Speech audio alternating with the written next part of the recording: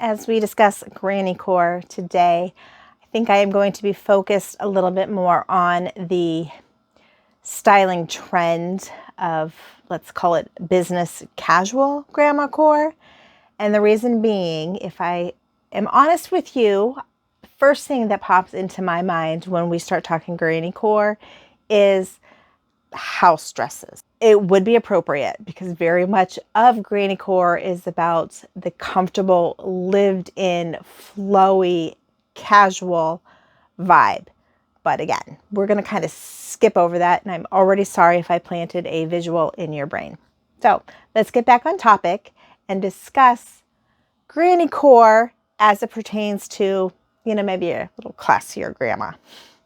Here we have a pair of pants. Now, why I chose these is because of the print, the style. You have, the plaid look to it. They are, for the most part, straight-legged. They're very generous in the rise. And I think this is just a very comfortable look and style and representation of what granny core might look like, because this, I believe, is an item that would have been worn appropriately many years back. It's also the case with this pair of pants here. Now, this is a wool blend, and you can sure feel it.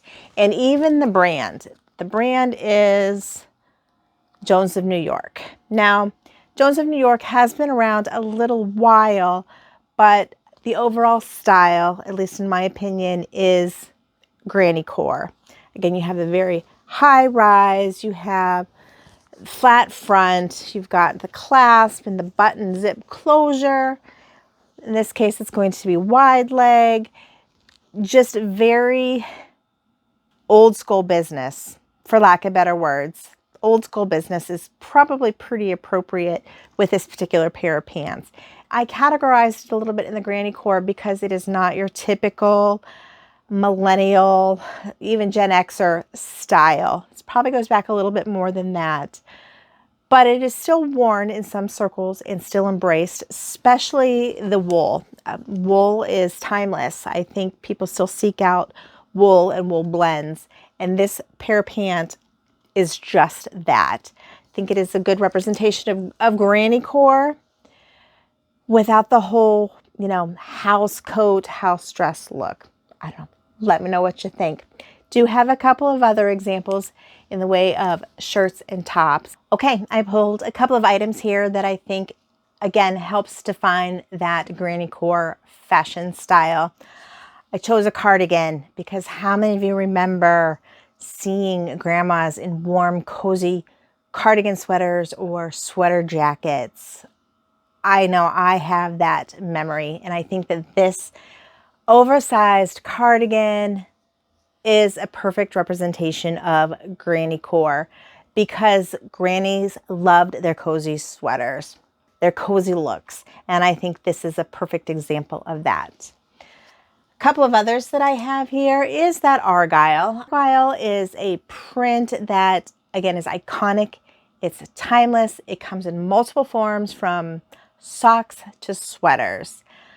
Argyle is a staple in granny core, I believe, because Argyle has been around for so long, and it is still, in my opinion, fun to see it still being accepted in today's modern world, because once again, we have a relatively modern day brand and designer bringing back that Argyle.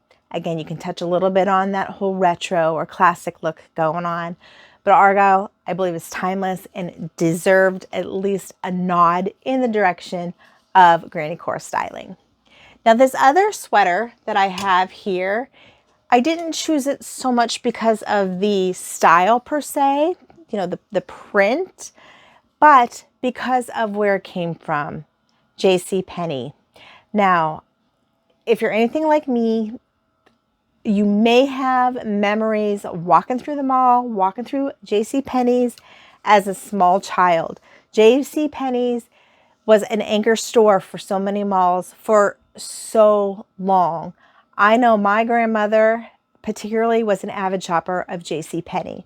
So even though the style itself might not speak to the full out granny core fashion. The brand certainly does, you know, the J.C. Penney's. It's come and gone. Sadly, J.C. Penney is no longer, which is again all the more reason why these types of finds border on that vintage retro look. But I think I'm going to categorize this as granny core as well because it's J.C. Penney's.